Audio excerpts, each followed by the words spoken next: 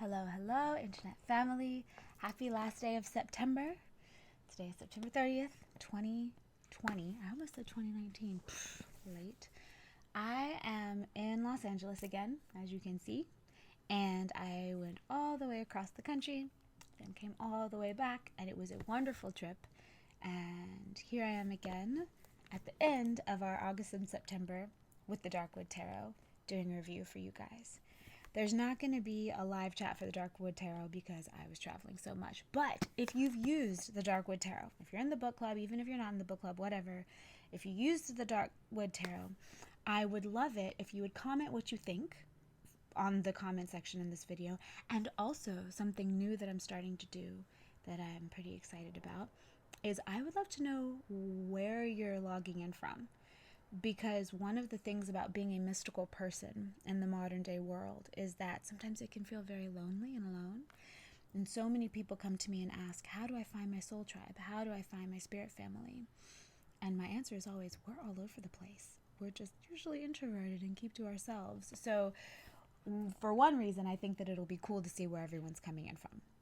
And for the second reason, I think it'll be cool for some of you guys to see maybe that there are people spread out in different ways than you might think with the same kind of awareness that you have. So, reviewing the Darkwood Tarot. All right, so this has been my experience of it. First of all, I found this deck by following Abigail Larson, who's the illustrator, on Instagram. I loved her work. It spoke to a deep part of me that identifies with this kind of imagery.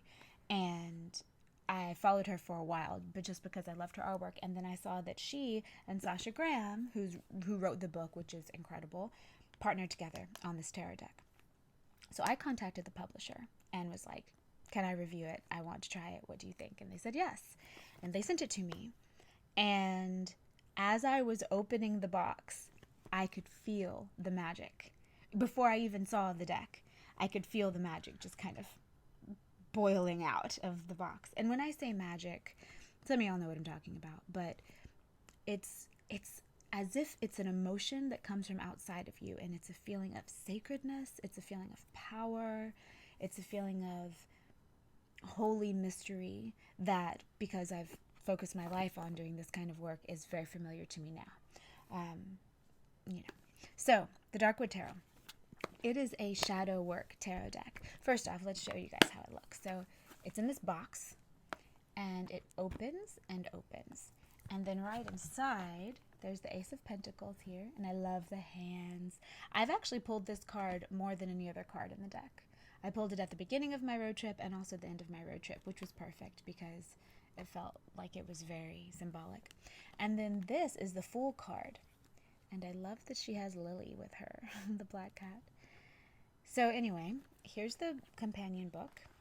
I've got a nice little ribbon here that is so pretty. All right, and it's nice and thick. Like, check this thing out. There's a lot going on in here. Very high quality, nice thick paper, nice glossy paper. For instance, here's the Temperance card. This is just what I opened to. Isn't she gorgeous? There's some of these that I really like that I will flip through and find for you. So this takes you through the whole thing, and the way that the author, Sasha Graham, describes the journey of the tarot in this book is following the Dark Witch, which is this character, as she travels through the world, of the tarot. And again, the Darkwood Tarot is a shadow work tarot deck, which means it brings up stuff to heal. It brings up stuff that's been in the dark. It brings up stuff that's been locked away, which you can't do really deep healing unless you look at that stuff. Any healer who's worth their salt will tell you shadow work is important. You can't ignore it. It's going to come find you. So you might as well do it when it comes and finds you. And in autumn, it's better than ever to do it in autumn and winter, when the world around us is kind of like dead and quiet and seems to go into a space of deep introspection. It invites us to do the same. So these are the actual cards. This is what they look like, with the initials of the Darkwood Tarot on them, with some bats. A bat. Cute. And looks like a goat head, like Capricorn vibes. Let's see. You guys see that? And shuffling the cards is really nice. Not all tarot cards are created equal, and some of them are easier or harder to shuffle. These have a nice laminate on them, And I do feel like over time, because they're very smooth and kind of, see if I can get the sun on there. There you go. Very smooth and, like I said, laminated. So as I use them over time, I expect them to get a little rougher, a little easier to shuffle, because they'll hold themselves together a little bit more. So let's pull some cards, shall we? I just want to show you guys some of them. And there are a few favorites that I have in here that I'll also flip through and find. Let's see. What do we get first? Ooh, the Wheel of Fortune. This represents the ups and downs of the world. It represents the complex nature of where we live in this world. And as we know from the happenings of 2020, you can never predict what's going to go on. Sometimes you're up, sometimes you're down.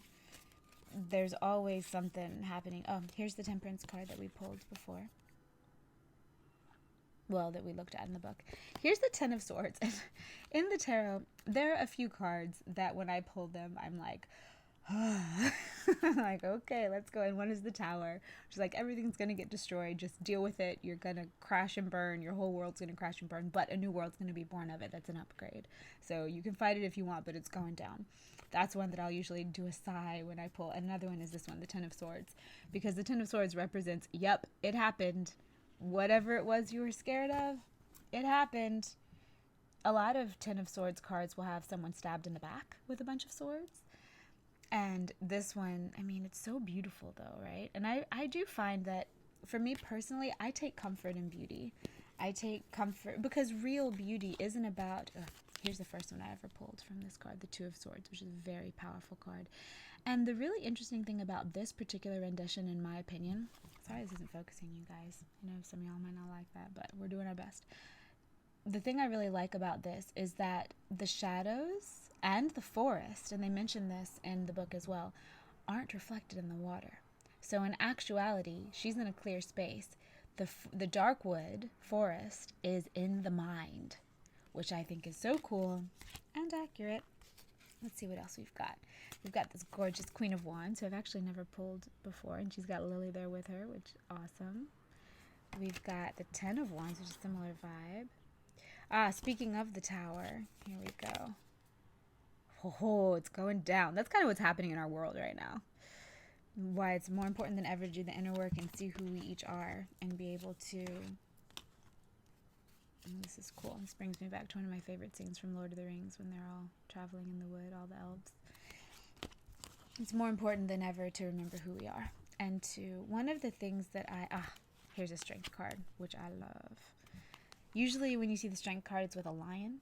And in this one, it's with a snake charmer. And she's charming the snake, and she's completely empowered. And there's a rose behind her, which represents alignment and ascension of the soul. So cool. Also, the Queen of Pentacles is really gorgeous. These vibes are just so nice. Gosh, I was on a tangent and I forgot. Here's a Devil card. Ooh, right. Represents fears, not letting your fears control you. So yeah, about the current state of our world, the High Priestess, which I actually pulled today, which is perfect because there's a full moon tomorrow afternoon, which to me means tonight. So that was fun. Queen of Cups, lovely. Check out this Hanged Man. I'll flip her upside down so you can see. The Hanged Man card basically means bide your time, wait, study, allow yourself to receive the information that comes from the silence. Here's the Lover's card. So back to what I was saying, the state of the world. It's so important to remember. Here's the Judgment card. Ooh. So important to remember that there is a mental slavery that happens in our culture that we've been taught. Here's a Chariot. I love this Chariot card. What? It's an eagle. We've been taught to give up our power to the powers that be. Here's a Star card. She's lovely. I always love the Star card. It's always one of my favorites in the deck. The Emperor. And there are these mental shackles on us that are taught, oh, well, if you're born in a certain way, the essentially like governing presence has the best idea for you. It has your best intentions at heart. And I think what we're seeing, at least in the Western world right now, is that's just not true. It's just not true.